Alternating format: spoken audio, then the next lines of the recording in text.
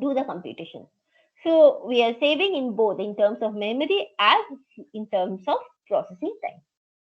So that way pruning can be helpful. Now the question is, when we are talking about, we will discuss more about pruning, but when we are talking about decreasing this model size or storage size or the network size, whenever we are optimizing this network means maybe it is our DNN, maybe it is our CNN, whatever it may be. The network model, what will be our design considerations? I mean, what are the points we will consider and we will try to optimize.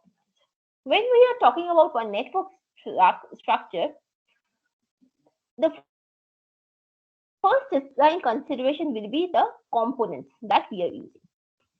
So that means when we are talking about novel components, that means we are trying to design some efficient blocks for all the components we have mentioned. We have talked about convolution multiplication, we have talked about our intersection block or our residual block. So these are the components of our network and we are trying to efficiently design those blocks. Okay. The second, what can be the components or why, how we can decide the which components we will skip or which component we will consider. It also encompasses on the types of the connections we are considering within the layers. As we, as of now, I think it is clear that when we are talking about fully connected layers, of course, our number of connections are very high. That way, we have to increase the number of our components, allow huge number of processing. Whereas if we are going for feed forward layers only, we are reducing our computation only in the forward path, and that reduces the number of connections to n. Okay. So when we are considering the components, this is about the blocks, and most there are two things. This is the blocks we are using, our decision blocks we can tell, and the number of connections. Now, based on the type of connections, type of layers you are using, based on that, your components or number of components, those are changing. Okay. Next one, if you go to the back to slide, for network structure, once we have identified or fixed those components, what we are going to do? We are going to do the network architecture search.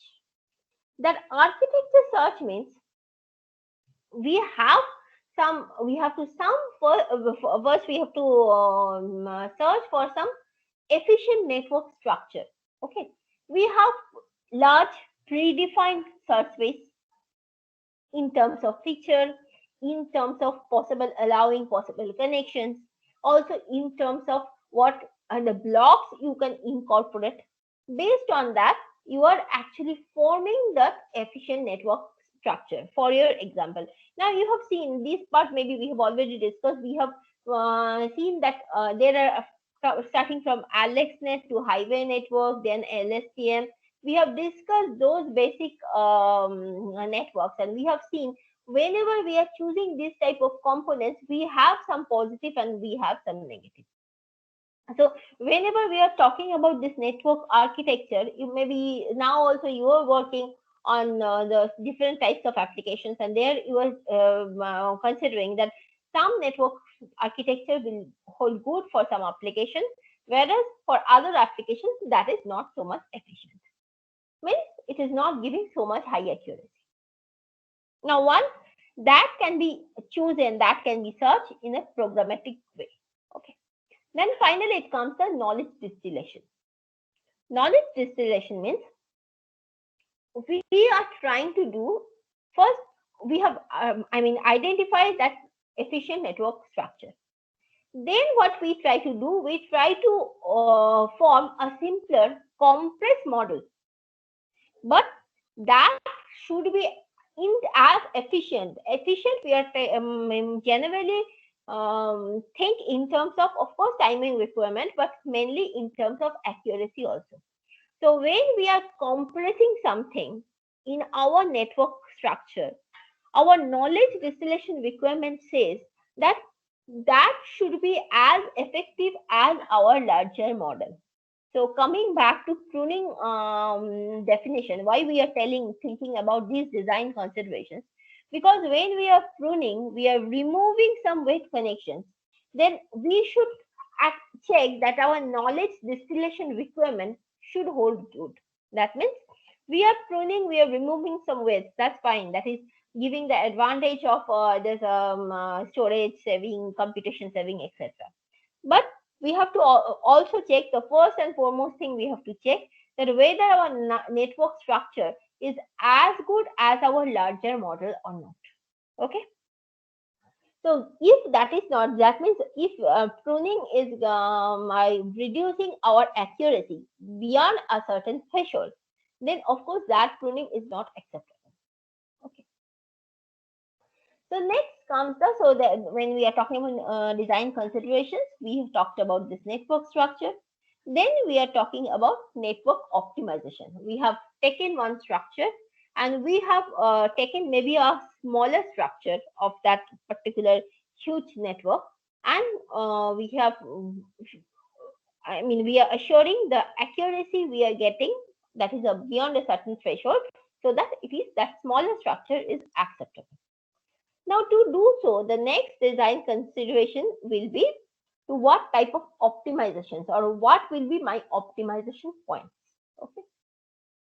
So there are many huge work in this, in the literature, when we are talking about these kinds of optimizations, and you have some idea, I think, from our initial discussion, that from these optimizations we are generating new models, new structures, and new components.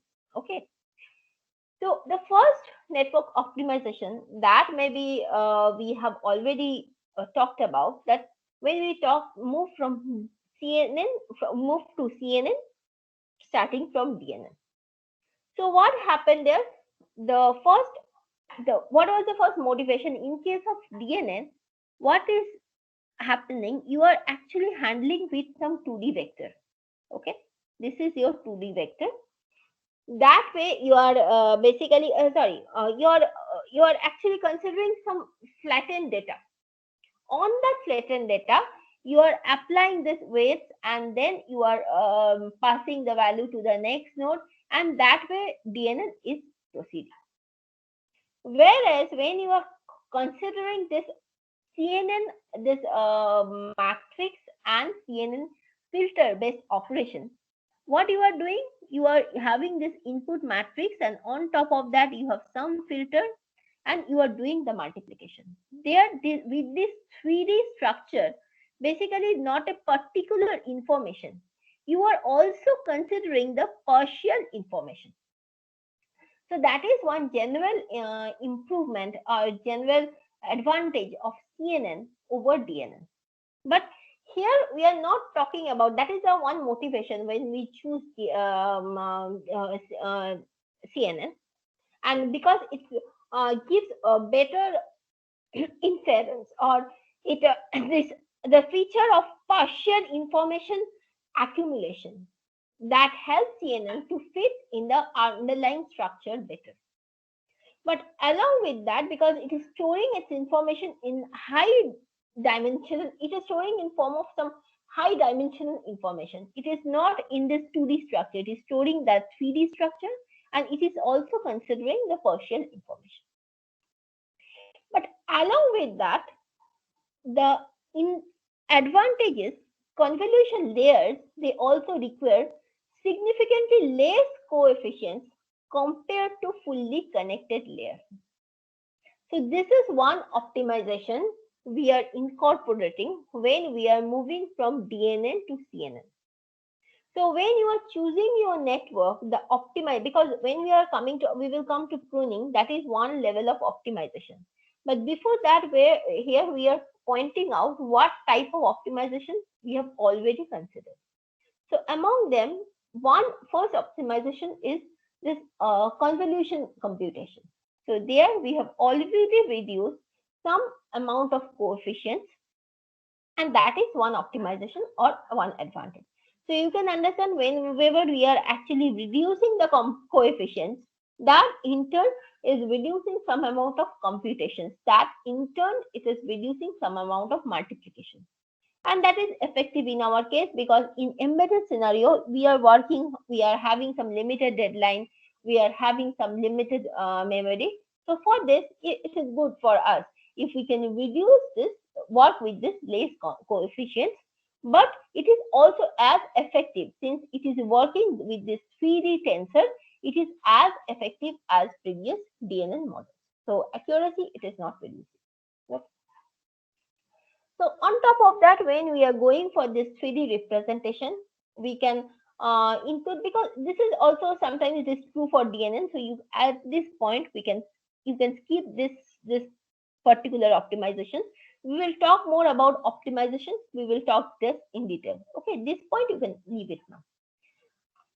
So next point, what is our next point? We are talking about network optimization. We talked about the computing convolutional optimization. Then we are coming to this parameter factorization. This parameter factorization means, this is, I mean, from basic definition, it is a technique that decomposes higher rank tensors into lower rank tensors, simplifying memory access and compressing model size. So that means you can see the tensor. Tensor means what? What do you mean by tensor? Anyone?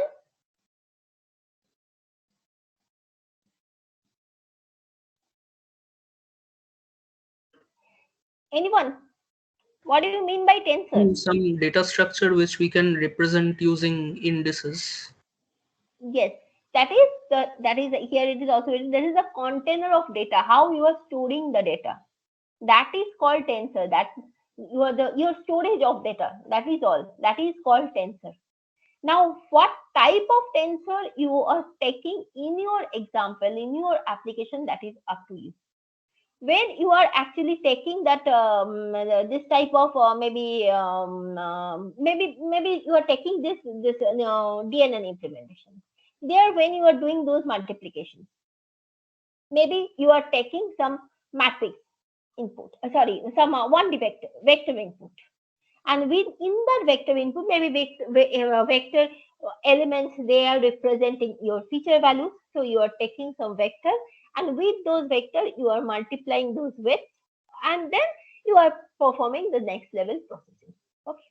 Whenever you are moving to CNN, you are moving with this tensor, 2D tensor. You are considering there's a matrix, and you are considering matrix to matrix multiplication. In 3D tensor, let's say you are considering the effect of your one input along with the channels. So that is forming your cube. So that way you are moving to 3D tensor and so on. So based on your implementation, how you are representing the data, that is, that is how you are storing the data, how you are you have the data coming from your particular input, coming from your channels, multiple channels. So how you are storing the data in your application, that is your tensor. Okay, the container. So how you are representing the container? If you are representing that in, let's say, in some cube.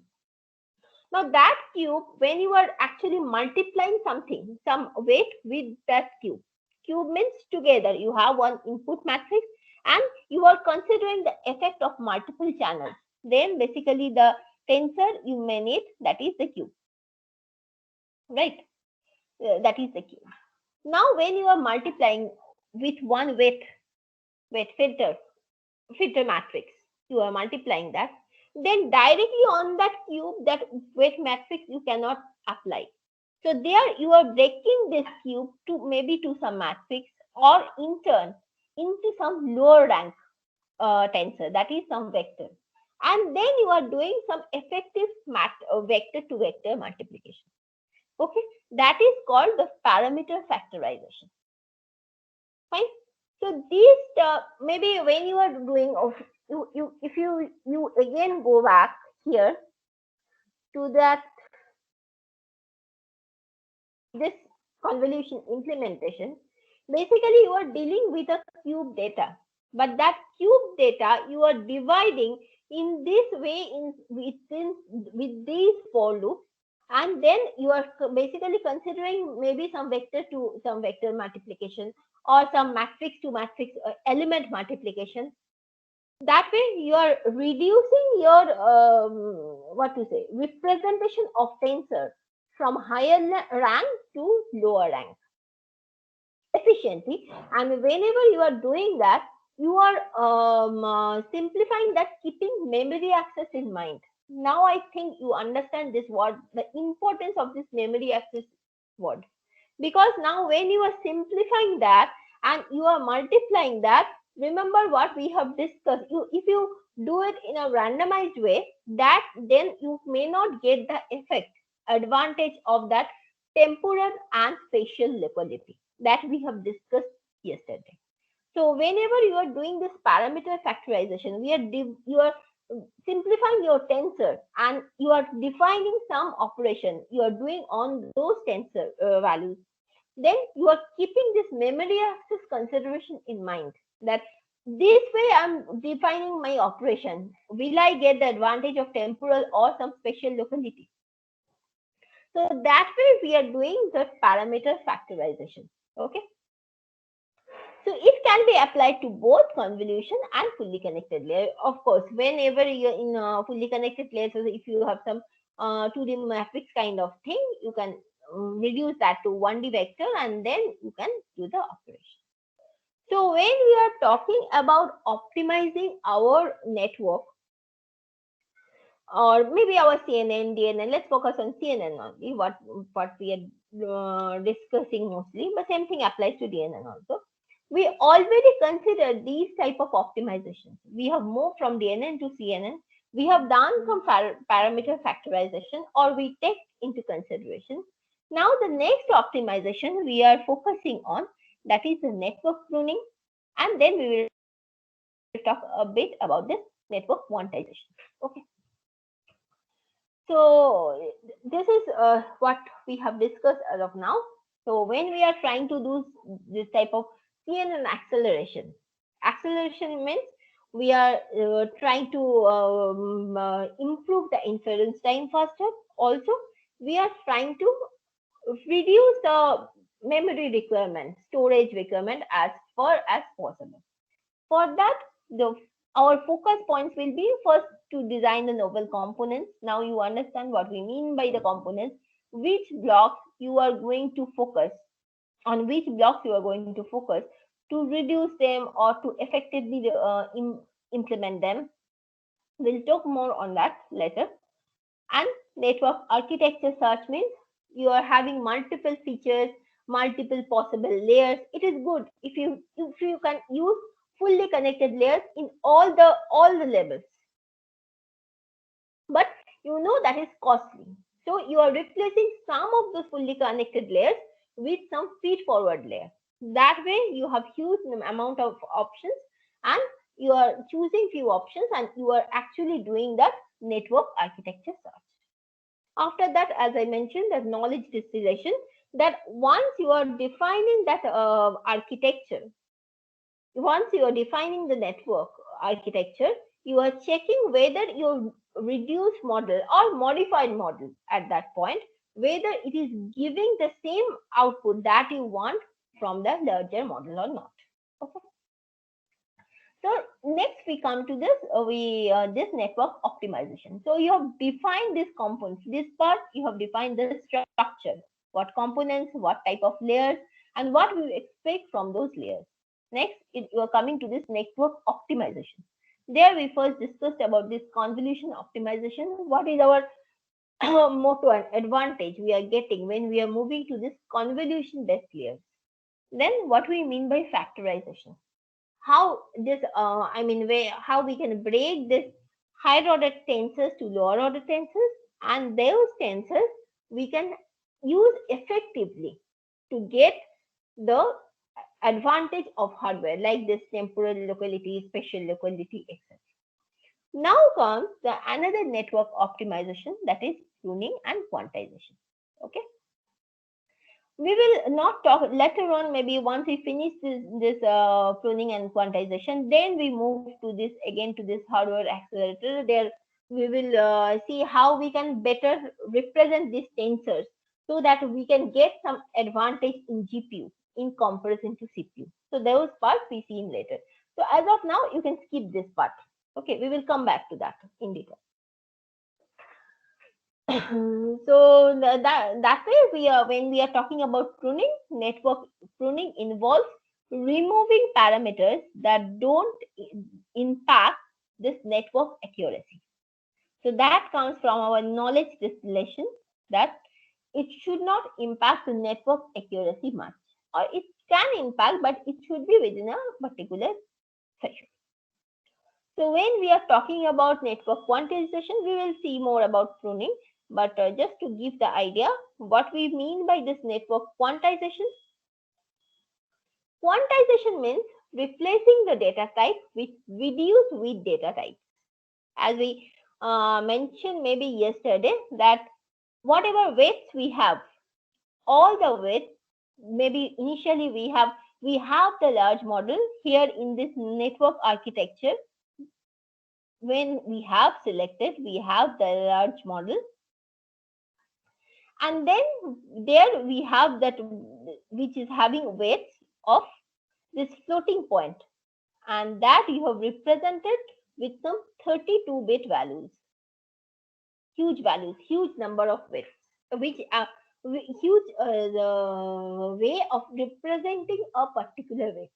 So whenever you are multiplying that weight into some input value, you are doing something like 32-bit multiplication.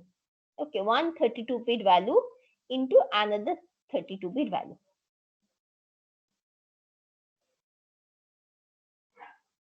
Directly, what do we mean by quantization? We mean that let's replace this weight value, instead of realizing that with 32 bits, let's replace that with some 8-bit value. In your reduced model, maybe you are considering the R as your reduced model, and you are replacing that with some 8-bit value, 8-bit integer value. Then you are just doing two 8-bit multiplication, 8 into it. So you can understand that when we are reducing those input bit values, we are basically in our underlying architecture, we have those ALUs, some multiplication, multiplier, adder. We are using smaller blocks. Or we talked about, remember, subword parallelism. If we have now the 32-bit multiplier, and we are having just, we have reduced, we have done this quantization, this type of optimization, we are just using the 32-bit multiplier, but at a time we are doing 4 multiplication. So we are saving in time. But again, whenever we are doing this pruning or quantization, we have to think about the accuracy, how it is impacting the accuracy. So this is the basic way, basic optimizations we do when we are trying to shrink the model. And in our case, this is our major objective, because when we are trying to work in this embedded domain, we are taking the CNN basic structure, basic model that we got from our network architecture search step, and then we are trying to shrink them so that it can fit with these optimizations in our given platform. So then let's start the discussion about this pruning network. Okay. The pruning network, mostly the introduction we have given. One thing is that pruning removes redundant parameters or neurons that do not significantly contribute to the accuracy of results. Okay. And this allowed network, if it is allowed in terms of accuracy, to be deployed, can be deployed in constrained environments such as embedded systems. So that is one advantage of pruning, and that's why we are considering this in detail in our discussion. Okay. So other introductory words we have already discussed. You can just go through. Now, what type of pruning techniques we have when we can apply pruning, and how we can decide that which parameter we are telling here that is redundant parameter. What does it mean? How I will understand which one is redundant and which one is not. So these are the two types of pruning. One is static pruning, another is dynamic pruning. Okay. Of course, as the name suggests, you have what you mean by static pruning. That means you are doing it once. You are chopping your network. You have one network model. You have a one target, and you have done some chopping, that is network pruning, and then you are doing the training. And if you are getting, okay, this is not par as a I'm not as per your accuracy requirement, you are again training it, you are going back and you are doing some tuning.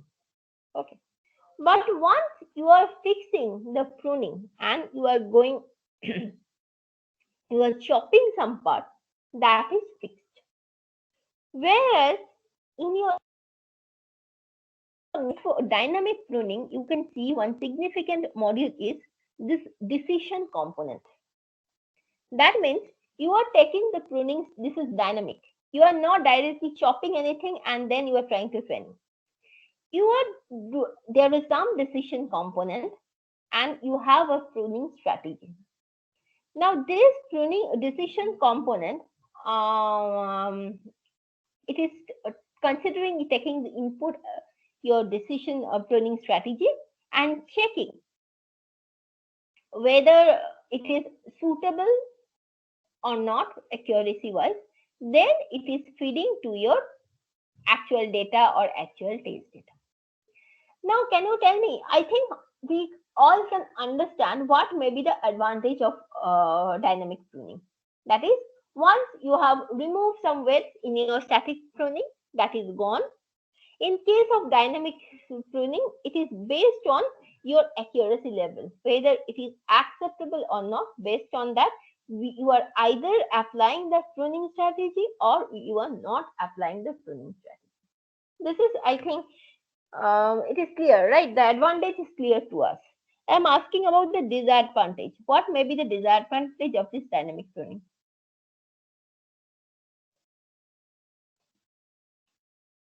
Anyone? Can you suggest something?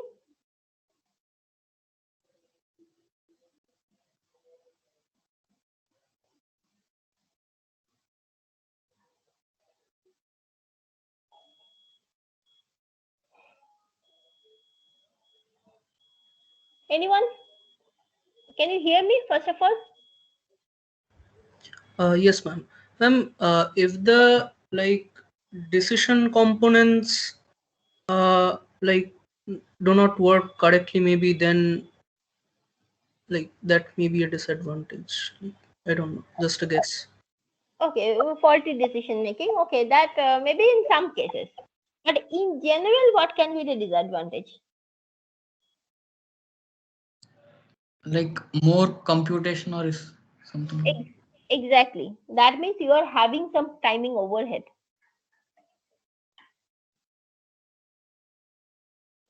There is some extra timing overhead. Uh, okay. For this decision, how you are doing this decision component? You are taking the strategy inputs, you are taking your inputs, and then you are doing some steps of your pruning. And if you are checking that it is not getting, giving you desirable accuracy, you are getting back to your original model. Correct. So that means there is some timing overhead as well as some of your storage overhead. So if you go back to your definition of pruning, when we are doing pruning, our main motivation is, first of all, maybe you are not doing that in inference speed. Okay, you are doing that in training part, so your inference speed is not getting affected.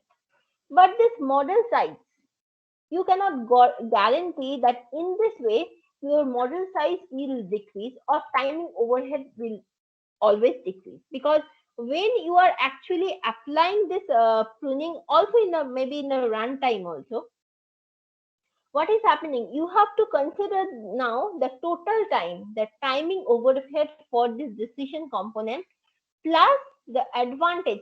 Basically, when you have done some pruning, you have removed some weight.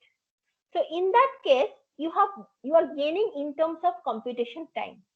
But along with that, you have to count this timing overhead also. That is, you are actually paying for this timing overhead. Sorry, decision component. So together, if you are applying this decision components, and if you can actually prune significant amount of weight so that your effective saving is more than this timing overhead, then only this dynamic pruning is useful. Okay, so we will see more the structure of this dynamic pruning, but the point here is, maybe we are applying this smart pruning strategy, but when we are going for this smart way out, it is not that it is always advantageous. Okay, it will depend how much you can prune. Based on that, you will it will I mean, this strategy will decide whether you are actually gaining something or not with your pruning strategy. Okay, so next we will talk more about, we will come to that dynamic pruning, how it looks like, etc. Before that, what we can prune when we are talking about pruning, can we prune one single element, like one particular weight? We have seen, okay, this is 0. We have identified, going through the network, we have identified one weight. We are pruning element by element. That is possible. Or we can prune row by row. Or we can prune this way, column by column. Okay. Or we can prune filter by filter, or layer by layer. So everything is possible. But typically we avoid element by element this pruning, because there is what we want to do. We want to gain we are actually taking the overhead of doing this pruning. On top of that, we want to have some large sparsity. Then only there will be some gain, right? But when we are doing this element by element pruning, then overhead is high, whereas we will gain we will get some smaller sparsity impact. That means small amount of weight we can actually prune out, we can actually remove. So that way the sparsity impact will be less. And if the sparsity impact will be less, we understand if sparsity is less, means less amount of waste actually mapped to 0. So we are not actually, we cannot remove them from our computation, from our storage. And if that is the case, then there is not, it is not very much valuable to us. Okay, and also it results in an unstructured model. This particular structure is important for us, because using that structure, we can again efficiently implement that weight to input multiplication, filter to input multiplication. And we can, with that particular structure, actually, we can gain the advantage in terms of our temporal or spatial locality. So if we are actually going for this element by element, these are the two disadvantages. It may not give the higher sparsity that may be effective in NVIDIA for reducing the timing or storage overhead. And the number 2 is, if we are getting unstructured model, effectively for the long run, to train and predict based on those models, that will not give so much benefit in terms of computation as well as storage. Okay. So this is so we have to identify where we are actually applying that pruning. Okay. Next one comes, so we will just see the pruning mathematically, what we mean by that. This is the, if we consider this n, okay, n represents your entire neural network, which contains a series of layers. It may be convolution, pooling. Now you know all the layers. So it takes x as an input, x the input, and maybe set of inputs you can think, and w is the set of your inputs. Now L represents the prune network. Okay. And NP, this is the performance loss. This is the loss. You can represent pruning in this way. Why we are considering this NP as the pruning? This is the amount of layers, or you can think now this is your N, is your full network. This is your N. Now some part you are removing. You are removing the weights, means some layers, some components you are removing. That means you are removing some parts of your network. That is NP. And that is actually analogous to considering that as your loss, because when you are removing those weights, removing those layers, or when you are doing a pruning by row, removing those rows, then maybe it may happen you are incurring some loss in terms of accuracy. That's why we are considering this NP, this term, it is considering that as performance loss. Okay. That is compared to your unpruned network. So this was your unpruned network N. From there, you have basically removed some subset of that network. And that is equivalent to your performance loss. Okay. And the L represents your pruning. Prune network. Okay. Now, as maybe this is clear as of now, when we talk about this network performance, we are mainly pointing to the accuracy in classification in this case. Okay. So the prune network, it is having a different network configuration and with some prune weights. Of course, some weights you have removed. So now you have some prune weight set, and based on that, you are defining this pruning network. Prune network after pruning. Okay. Now, fine, we have understood that when we are pruning something, we may incur some accuracy loss. Where we can prune, and in which different ways we can prune. Okay. Now, the next question we are going to answer, which one to prune. Okay. So I'm telling that the first thing I mentioned, that when we in previous some slides we mentioned the word that we are pruning the redundant. Somewhere we have mentioned, right, that maybe here pruning removes redundant parameters. Fine. But how to understand which one will be redundant? So initial methods, when pruning came into concept of machine learning or this deep learning, so that method they used to prune by brute force pruning. Brute force means, you understand, that is quite random. Choose everything. Choose some parts, prune them, check the accuracy. If it is acceptable, accept it. Otherwise, it is rejected. Okay. That is randomized pruning, random pruning.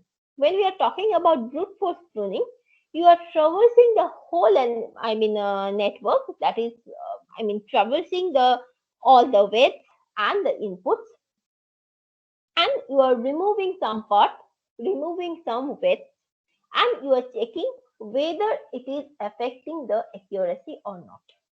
Okay. So brute force pruning, you understand, if you have to go by in that way, it is huge search space. All your weights, all your inputs, that part, even for inputs also, some part you can prune, because if inputs are also zero, input into weight, of course, that is also result to zero. So it will not give any significant contribution. So when you are doing, basically your search space is now brute force pruning. Your search space is now whole weight, all the weights and all the weight inputs. So entire network you have to traverse, and the disadvantage is that is a costly solution, larger solution space. So you need some metric, based on that you will decide whether you will prune something or not. Okay. And that metric is, we term that by something called norm. Okay. That is called L1 norm, L2 norm. So we prune filters. We prune width with small norm. Okay. So, and the small norm in general, actually there are some experimental research. You can, in this paper, I have already shared this paper with you. The reference is given here. Sorry. Initially, I have given the reference somewhere. No, not here. Okay, the reference is not added. Okay, no problem. When I will upload the slide, I will add it. Okay, the reference. So you will see there some reference papers are given that shows that experimentally it was seen prune some filters, they are having this small norms, some particular matrix as of. If that is small, then if we prune them, we are having less effect on the accuracy. So that means prune the filters or prune the width with small norm. Now, what we mean by norm?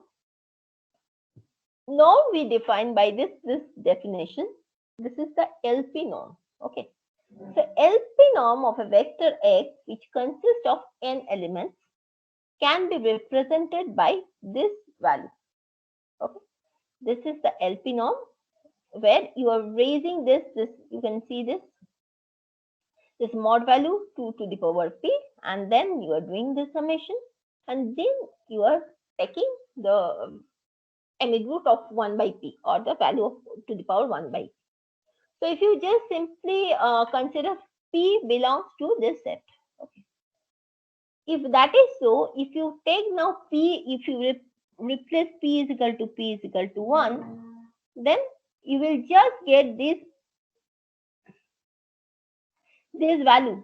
It is just additive. So if you have n elements in your vector x and you are just doing the summation of them, and then you are to the power 1, that is also 1. Similarly, if you raise the value to p is equal to 2, p is equal to 3, and so on, the higher you take the values of p, that way you define we take the L1 norm, L2 norm, etc. We have some distance names related to that. One is Manhattan distance, one is another is Euclidean distance. So we have different names. We will talk them in detail when we'll talk about regularization.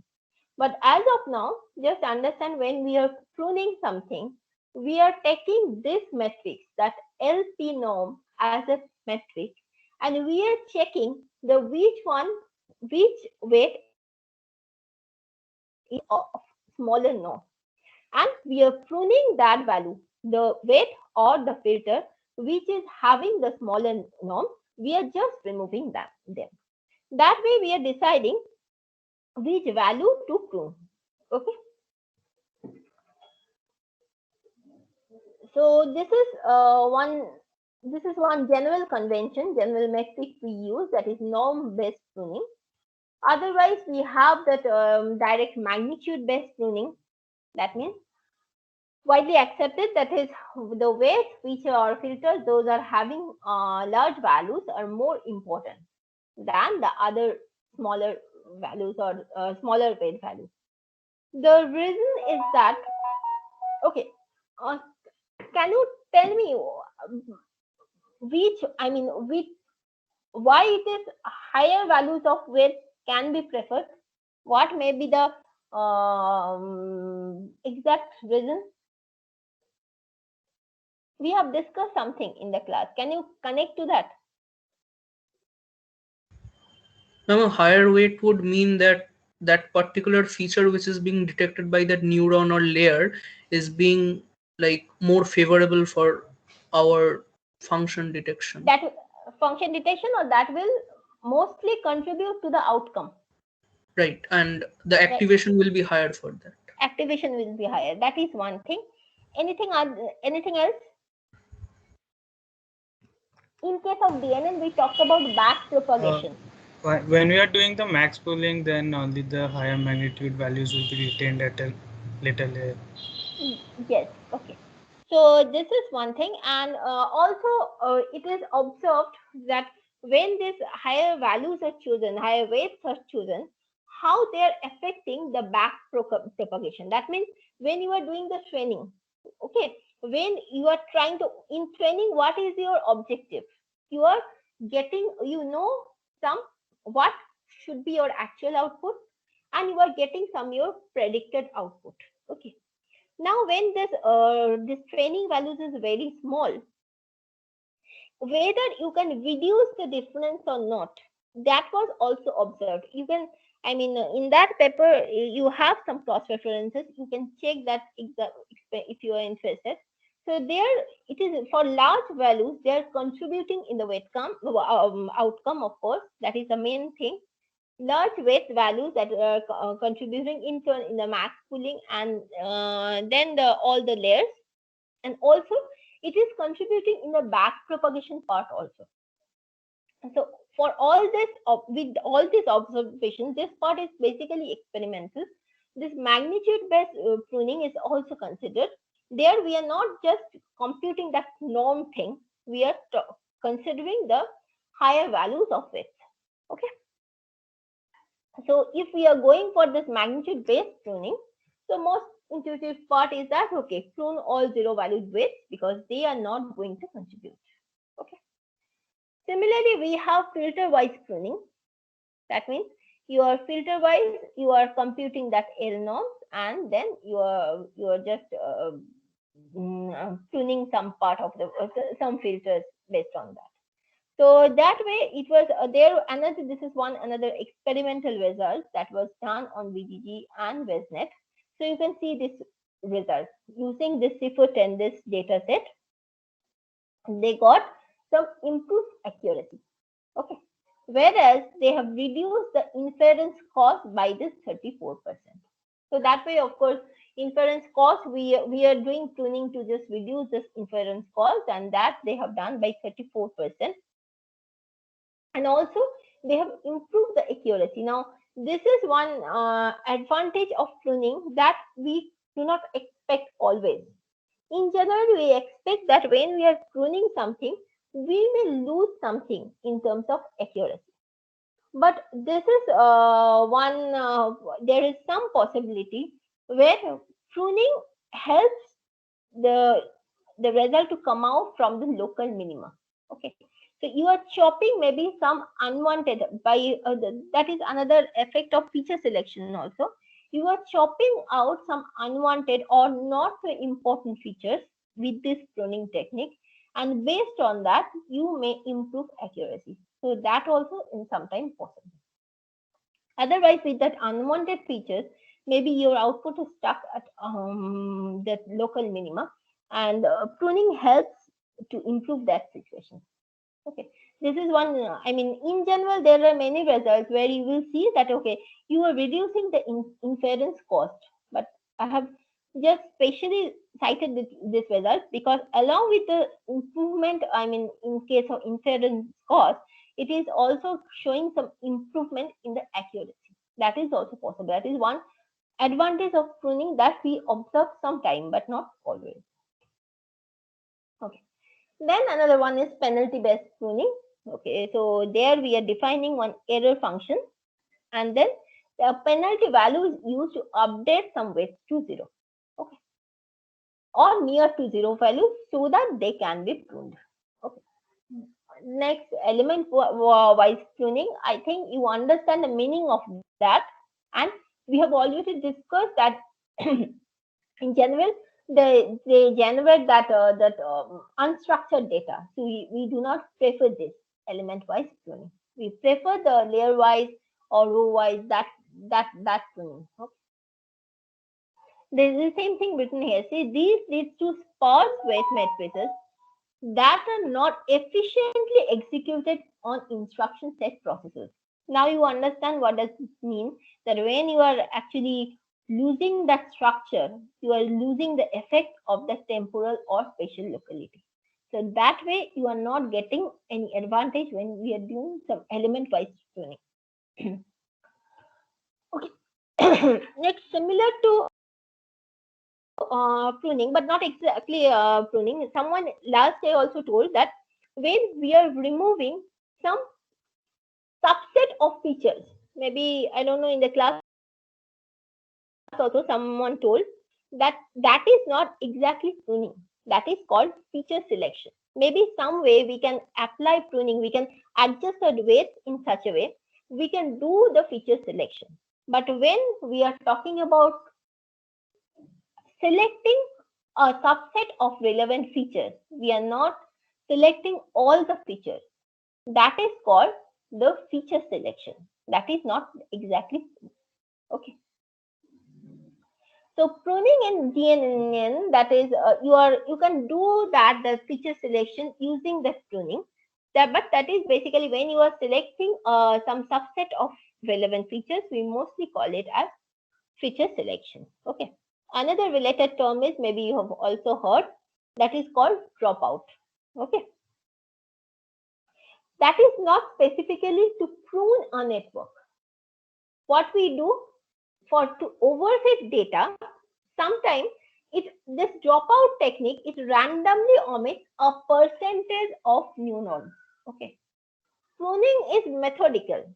You are identifying the weights which are not so effective. You are identifying the weights based on their norm. You are identifying the weights or maybe based on their magnitude or penalty.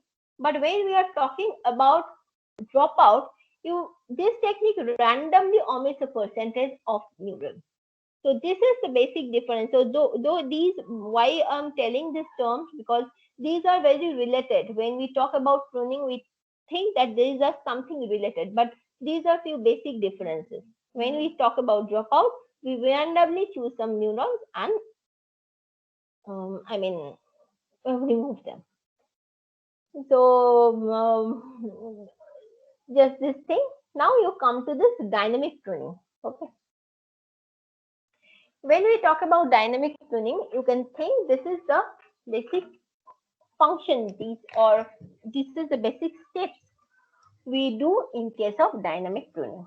As we mentioned in our previous slide, that when we mentioned here in that dynamic pruning, we talked about the pruning strategy and we talked about the decision component. So decision component means this is your general network that you understand, that you have some CNN, then pooling, etc., those layers. Along with that, you have some may have some additional connections and some decision components.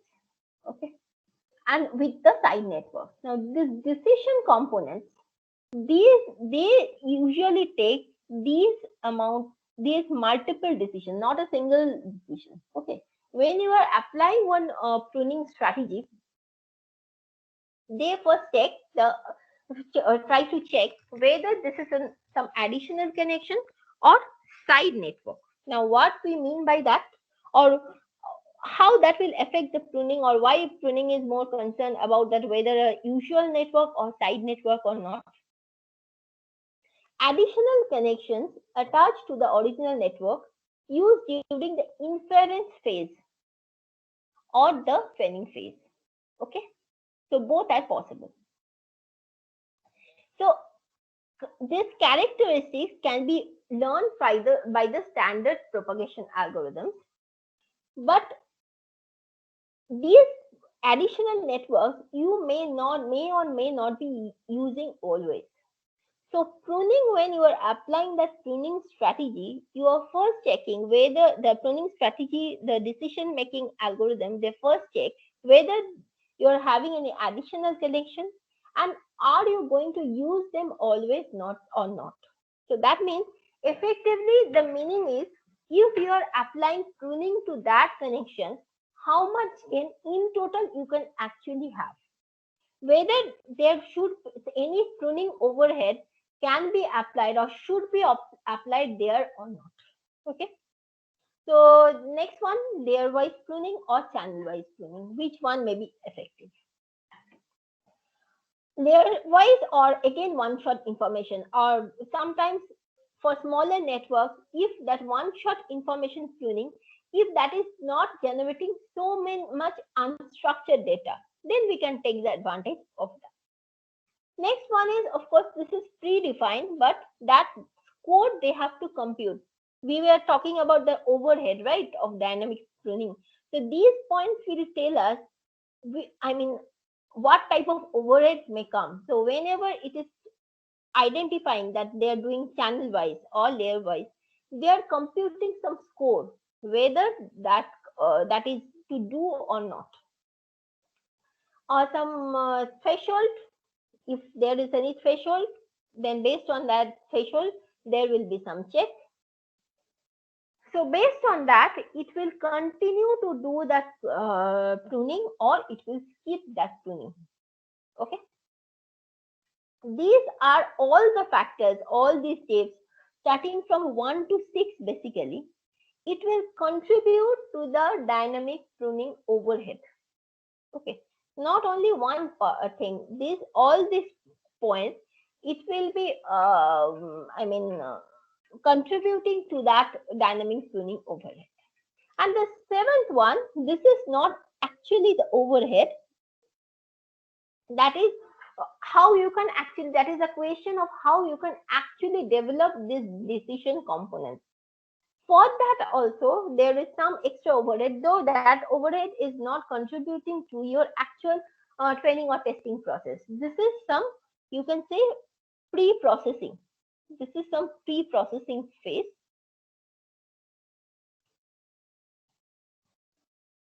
where you have to design these decision components so that basically it can learn from other aspects. Maybe there is another separate, this is another ML model you have to design for that, so that these decision components may learn when to prune and when not to prune.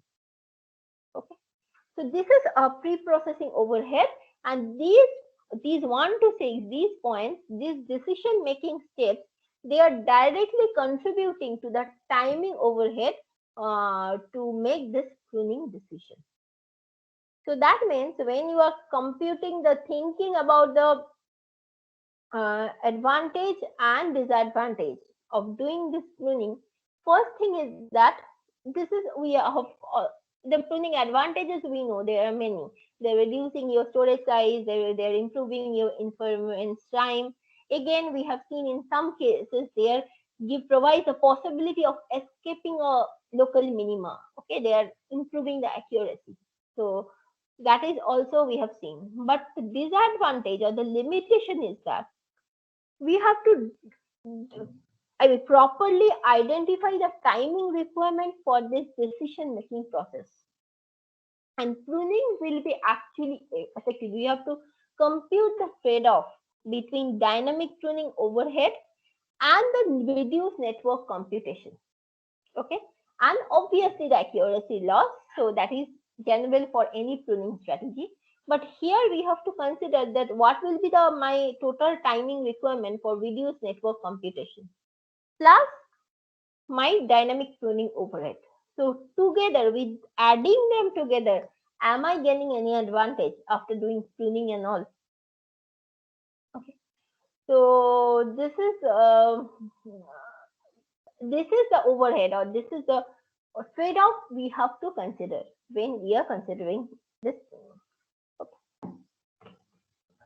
So next, once we understood pruning, we do you have any question in this pruning part?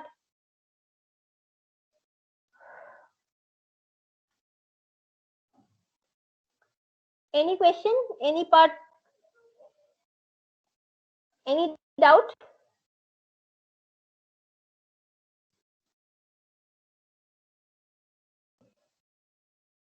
Nothing, right? So that this is the same thing. It is written here. The one method to mitigate power consumption. That means whenever you are saving, not only in terms of timing, you are saving in terms of power consumption, energy consumption. So many times we are telling in our embedded scenario, that is the problem. We are saving with this reduced network, like zero valued parameters. With them, we are gaining that we are making this waste as zero value, mapping that waste to some zero valued parameters. We are reducing the computation, saving in terms of energy, but we are again investing, putting some effort to design to perform those design components, design operations, design decision operations, like to decide whether to do that pruning or not. So there we are gaining the overhead. Okay. So these are the main limitations and then main points we have to consider when we are doing the pruning and whether pruning is giving any effective advantage or not. So that means we have to design this dynamic part, decision making part in an effective way. Maybe there we have to think about designing some smart ML models that will directly do a simple classification. That will with a huge amount of training we can make a smart ML model for the decision making circuits also, so that when they are getting some input based on previous learning, they can infer, okay, do this pruning or do not do this pruning. So heavy computation must be avoided in this dynamic pruning decision making part. Okay. So this is all about pruning. Maybe next day we should start about quantization and a few words about regularization. Okay.